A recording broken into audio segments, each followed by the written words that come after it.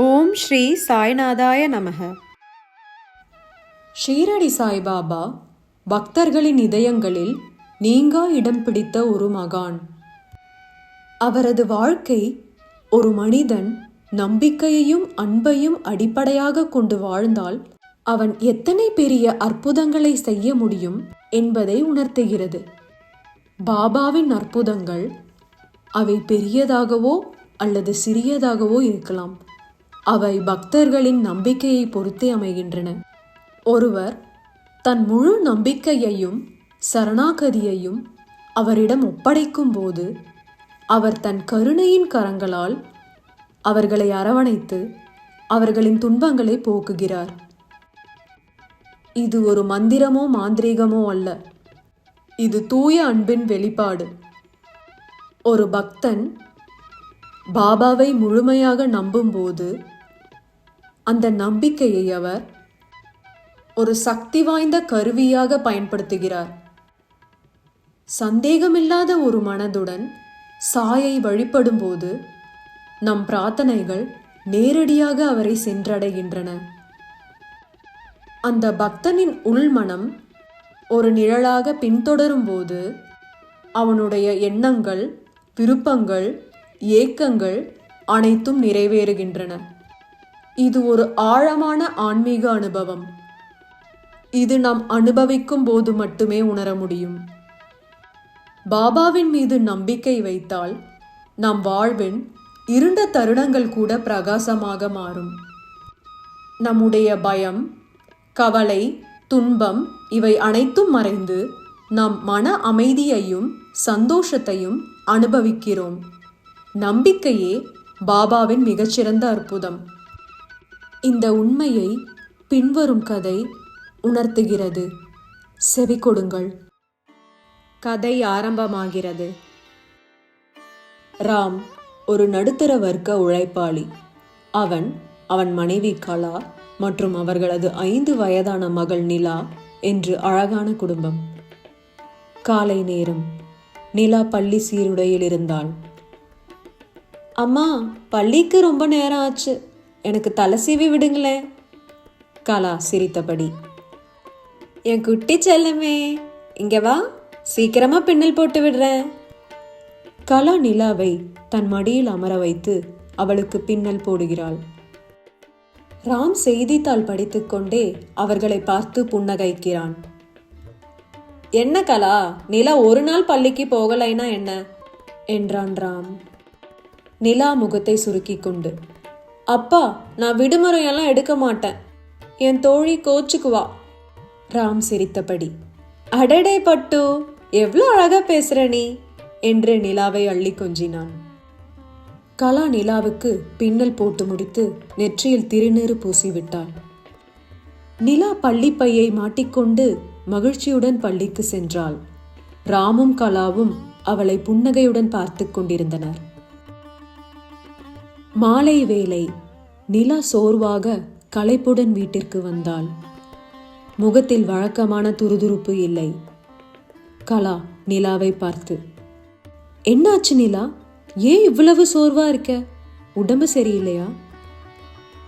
நிலா மெலிந்த குரலில், தெரியலம்மா, ரொம்ப களைப்பா இருக்கு, தலை சுத்துது. கலா நிலாவின் நெற்றியை தொட்டு பார்த்தாள். நிலாவுக்கு காய்ச்சல் கொதித்தது. ராம் அருகில் வந்து பார்த்தான். என்ன கலா, குழந்தைக்கு காய்ச்சல் கொதிக்கிறது, உடனே மருத்துவரிடம் கூட்டி போகலாம் என்றான். கலா சற்று குழப்பத்துடன், மாத்திரை கொடுத்து பார்க்கலாம் ராம், அவளுக்கு சரியாகிடும் என்றாள் குழந்தையை பார்த்தபடி. ராம் நிலாவுக்கு காய்ச்சல் மாத்திரை வாங்கி வந்தான். கலா குழந்தைக்கு மாத்திரை கொடுத்தாள். இரவு முழுவதும் இருவரும் தூங்கவில்லை. காய்ச்சலும் குறைந்த பாடில்லை. நிலாவுக்கு மூச்சு திணறல் ஏற்பட்டது. ராம் பதறியபடி, கலா, காய்ச்சல் குறையவே இல்லை, குழந்தை மூச்சு விடுறதுக்கும் கஷ்டப்படுறா, உடனே மருத்துவமனைக்கு கூட்டி போயே ஆகணும் என்று நிலாவை தூக்கி கொண்டு கலாவுடன் அவசரமாக மருத்துவமனை நோக்கி ஓடினான். மருத்துவமனையின் அவசர சிகிச்சை பிரிவு. டாக்டர் ரவி நிலாவை பரிசோதித்துக் கொண்டிருந்தார். ராமும் கலாவும் வெளியே பதற்றத்துடன் காத்து கொண்டிருந்தனர். டாக்டர் ரவி வெளியே வந்து கவலையுடன், ராம், இது சாதாரண காய்ச்சல் இல்லை. பரிசோதனை செய்து பார்த்தபோது இது ஒருவித அரிய நுரையீரல் தொற்று போல தெரிகிறது. உடனடியாக தீவிர சிகிச்சை தேவை என்றார். ராம் அதிர்ச்சியுடன், ஐயோ, என்ன சொல்றீங்க? என் நிலாவுக்கு ஒன்றும் ஆகாதில்ல என்று அழுது புலம்பினான். கலா கண்ணீருடன், டாக்டர், எப்படியாவது என் குழந்தைய காப்பாத்துங்க, எவ்வளவு செலவானாலும் பரவாயில்ல என்றாள். டாக்டர் ரவி பெருமூச்சுடன், நாங்க எங்களால முடிஞ்ச எல்லா முயற்சியும் செய்கிறோம் என்று ஆறுதல் கூறிவிட்டு சென்றார். நாட்கள் கடந்தன. நிலா தீவிர சிகிச்சை பிரிவில் இருந்தாள். அவளது உடல்நிலையில் முன்னேற்றம் இல்லை. ராமும் கலாவும் தினமும் மருத்துவமனைக்கும் வீட்டிற்கும் அலைந்து கொண்டிருந்தனர். ராமின் வருமானம் மருத்துவ செலவுகளுக்கு போதுமானதாக இல்லை. அவர்கள் மிகவும் துவண்டு போயிருந்தனர். கலா ராமின் கையை பிடித்து கொண்டு உடைந்து போன குரலில் கூறினாள், ராம், நம் குழந்தையின் உடல்நிலையில் ஒரு முன்னேற்றமும் இல்லை. நம்ம நிலா இனி நம்ம கூட பேசுவாளா, விளையாடுவாளா என்று அழுதாள். ராம் கண்ணீரை அடக்கிக் கொண்டு, கலா, இப்படி பேசாத. டாக்டர்கள் போராடிட்டு இருக்காங்க.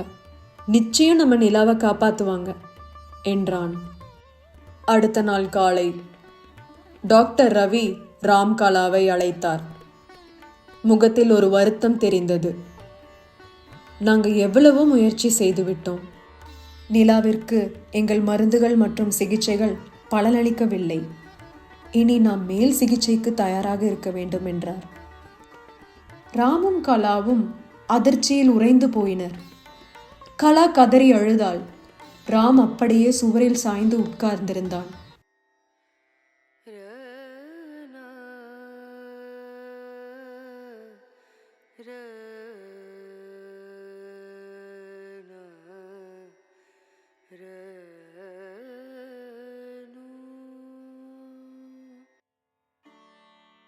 மறுநாள் ராமும் கலாவும் வீட்டில் சோகமாக அமர்ந்திருந்தனர். பக்கத்து வீட்டில் வசிக்கும் சரோஜா பாட்டி உள்ளே வந்தார். ஏன் இருவரும் இவ்வளவு சோகமா இருக்கீங்க? நிலாவுக்கு இன்னும் சரியாகலையா என்று கேட்டார். கலா கண்ணீருடன், பாட்டி, டாக்டர்கள் கைவிட்டுட்டாங்க. இனி மேல் சிகிச்சைக்கு ஏற்பாடு செய்யணும்னு சொல்லிட்டாங்க. எங்க நிலா எங்களை விட்டு போயிடுவாளோன்னு பயமா இருக்கு என்று அழுதாள். சரோஜா பாட்டி அவர்கள் இருவரையும் அருகில் அழைத்து ஆறுதல் கூறினார். அப்படி சொல்லாதம்மா, நம்பிக்கையே விடாத. இந்த உலகத்துல எத்தனையோ நோய்களுக்கு மருந்து இல்லைன்னு டாக்டர்கள் சொல்லியிருக்காங்க. ஆனால் அதை தாண்டியும் பல பேருக்கு அதிசயம் நடந்திருக்கு. பல பேரோட தீராத வியாதி குணமாயிருக்கு. அப்படின்னா மருத்துவர்களுக்கு மேல ஒரு சக்தி இருக்குன்னு தானே அர்த்தம் என்றார். ராம் களைப்புடன், பாட்டி, நாங்க எவ்வளவோ கோயில்களுக்கு போயிட்டு வந்துட்டோம். எங்கள் குழந்தையின் உடல்நிலையில் ஒரு மாற்றமும் இல்லை. எனக்கு கடவுள் மீது இருந்த நம்பிக்கையே போயிருச்சு பாட்டி என்று அழுதான். அப்படி சொல்லாதப்பா, கடவுள் இருக்காரு. அவர் பக்தர்களை ஒரு நாளும் கைவிட மாட்டார். ஆனால் அவர் மீது நீ முழு நம்பிக்கை வைக்கணும். நம்பிக்கை இருந்தா மட்டுமே நம் வேண்டுதலுக்கு பதில் வரும். நீ சாய்பாபாவை பத்தி கேள்விப்பட்டிருக்கியா? என் வாழ்க்கையில எத்தனையோ தடவை அவர் அற்புதங்களை நிகழ்த்தி இருக்காரு. என் மருமகளோட கடுமையான வியாதியை கூட அவர் தான் குணமாக்கினார். நீங்க முழு மனசோட பாபாவை நம்புங்க. அவர் நிச்சயம் உங்க நிலாவை காப்பாற்றுவார் என்றாள் சரோஜா பாட்டி. பின்பு கலாவிடம் சாய்பாபாவின் உதியை கொடுத்தார். இந்தா கலா, இந்த உதிய நிலா நெற்றியில பூசு. சாய்பாபாவிடம் முழு நம்பிக்கையுடன் உன் வேண்டுதலை வை. அவர் நிச்சயம் கேட்பார். நம்பிக்கையோடு இருங்க என்று கூறி விடை பெற்றார். மருத்துவமனை வளாகம். ராமும் கலாவும் நிலாவின் அருகே அமர்ந்திருந்தனர். கலா சரோஜா பாட்டி கொடுத்த பாபாவின் உதியை நிலாவின் நெற்றியில் பூசிவிட்டாள். பின்பு சாய்பாபாவின் படத்தை நிலாவின் படுக்கைக்கு அருகில் வைத்து பிரார்த்தனை செய்தாள். கலா மனதிற்குள் கண்ணீருடன், சாய்ராம் சாய்ராம், என் குழந்தை நிலாவை எப்படியாவது காப்பாத்துங்க, அவளுக்கு ஒரு புது வாழ்வு கொடுங்க. அப்பா, உங்களை தான் நாங்கள் நம்பி இருக்கோம், என் குழந்தையை எப்படியாவது காப்பாத்திருங்க என்று மனதார வேண்டிக் கொண்டாள். அன்றிலிருந்து வந்த ஒவ்வொரு வியாழக்கிழமையும் கலா சாய்பாபாவின் ஆலயத்திற்கு சென்று தீபமேற்றி வழிபட்டாள். அவளின் நிலையை அறிந்த கோவில் அர்ச்சகர் அவளுக்கு ஆறுதல் கூறினார்.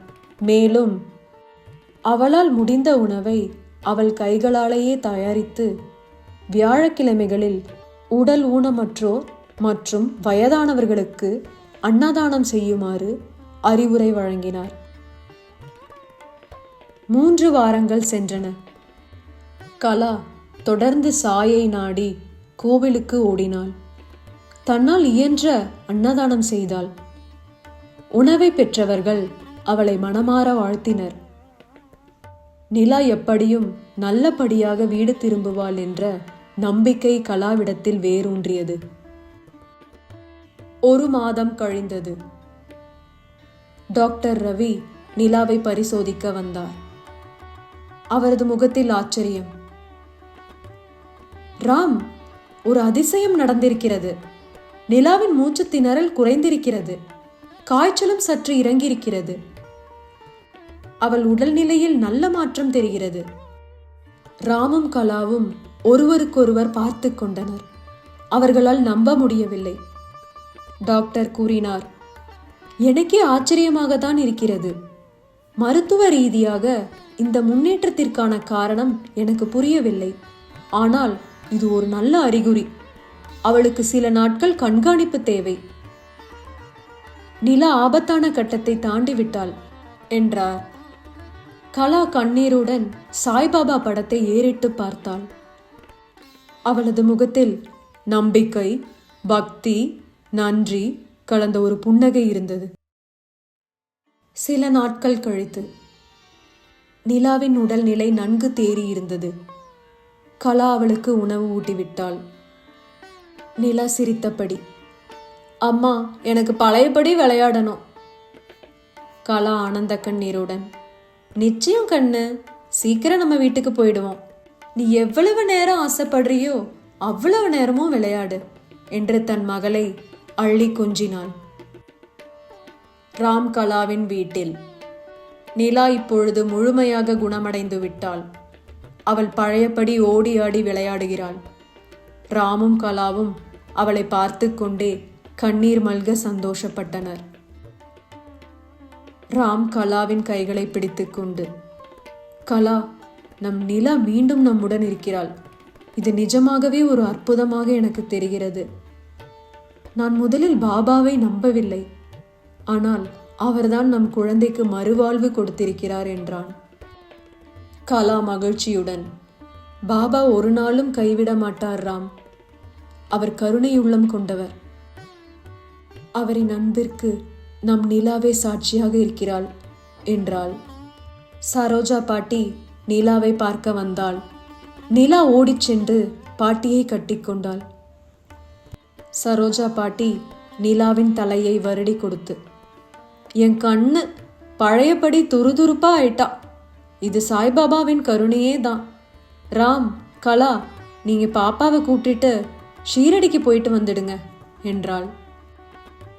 ராம் பாட்டியின் கால்களில் விழுந்து வணங்கி, பாட்டி, எங்களுக்கு வழிகாட்டினீங்க.